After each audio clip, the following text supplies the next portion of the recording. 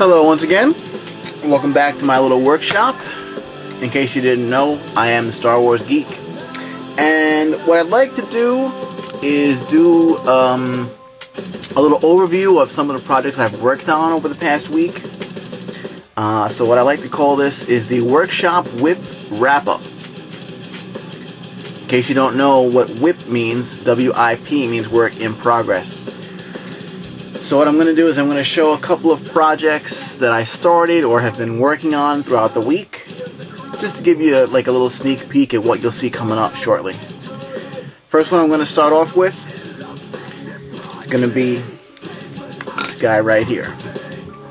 This is Carnage from Marvel Universe, and he's made in the new Marvel Universe 3.75-inch scale. You can see him here. See, he's got some funky nails on his hands. Those were actually made by attaching some white dental picks, cutting off the tips and gluing them onto the hands. And the other thing that I made for Carnage, which is kind of neat, are these here.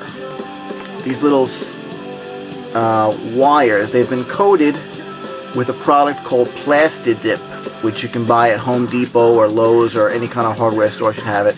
And what it's really made for is if you have tools like pliers or a hammer that the grip breaks, it's a plastic that you can dip a material, your tools into, and it coats them with a liquid that turns into rubber. But the neat thing about it is, since it's rubberized, you can put it over wires like this, and then they become bendy. They'll hold any shape because it's wire underneath the rubber.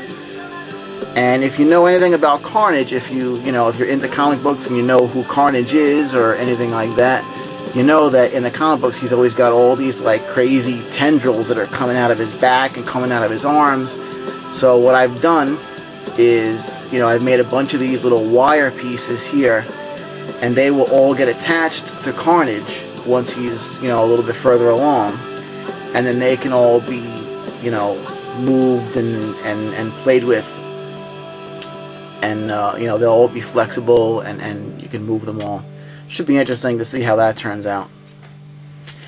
Okay, so that's Carnage. It's the first project that I've been working on this past week. After Carnage, I have this Batman. One of my buyers contacted me and wanted me to make something for him that he called Cyber Armor Batman. I really had no references as to what that would really mean, so what I did was I just started looking through my bins of figures and pulling out some pieces that I thought would make an interesting combination. The bottom half, the feet, the shins, the thighs, and this little crotch piece come from a Star Wars AT-RT driver figure.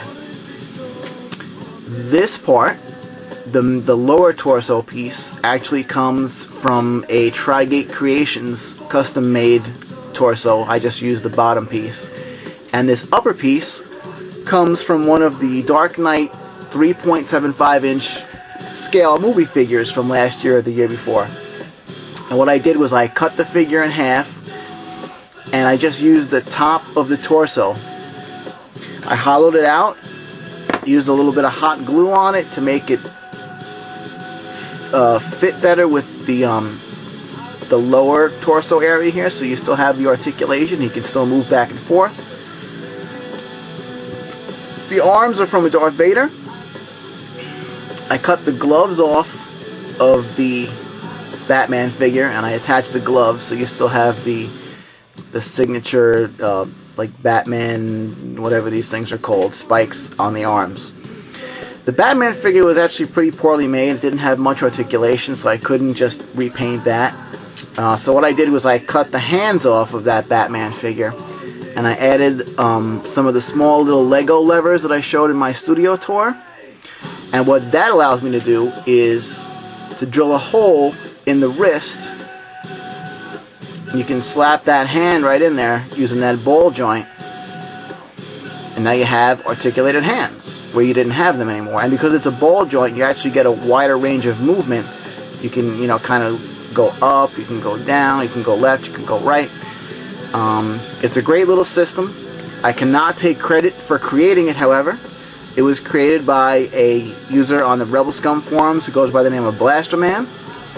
And for that, anyone that uses it should be forever in his debt, because it is a great system. I've actually started doing it with some other body parts, not just hands. I've done feet, I've done some pieces, you know, on the back. If you have a figure that maybe needs wings, you can articulate the wings by putting those little ball joints on there.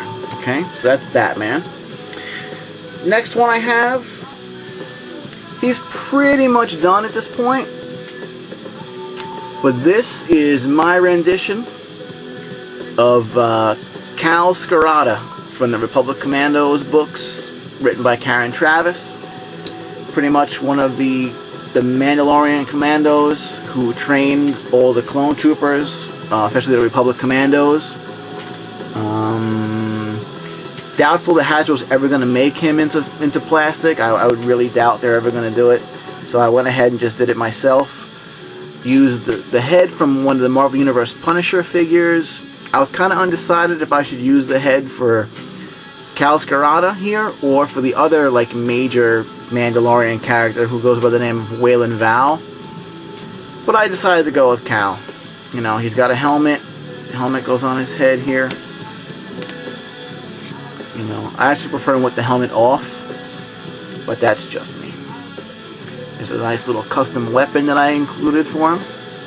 Made that by cutting the scope off of a Han Solo blaster and the body from a Biker Scout blaster. So it's a nice little handgun. Looks kind of neat. And that pretty much does it for the, you know, I got some other stuff like this here. This is a G.I. Joe figure that I'm working on.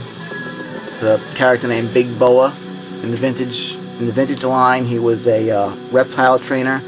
You can see what I did was I used the boots from a vintage Big Boa. I cut them off, and then I drilled holes in the top and the bottom. I inserted some newer feet, so you have some articulation, and I inserted the, you know, legs from one of the new Build and Brawl wrestlers, along with the rest of the body of the B&B wrestler. So he kind of has, you know, a more modern articulation to him, but I'm gonna finish painting him up. I have a helmet to put on him as well. And that pretty much does it for work in progress from this week. I did complete a few projects. Again, if you watched the studio tour, you saw those. This is Spider-Man 2099. Was a short-lived series by Marvel. In the, you know, took place in the future. That was their version of Spider-Man. This is Grey Gargoyle. Another semi-lame Marvel Comics villain. I believe he's an Iron Man villain. Iron Spider, which I believe was Peter Parker had a suit made for him by Tony Stark during the Civil War, something along those lines. Interesting concept. And last but not least, my version of Venom. Venom's tongue gets this, you know, has the same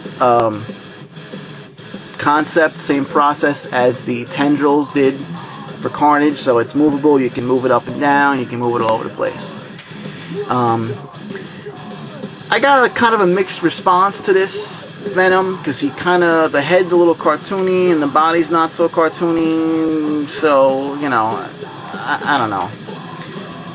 Like I said, it was commissioned by, you know, one of my buyers, and hopefully when he gets it, he'll like it. If not, I'll have to make him something else. Well, that about does it for this week.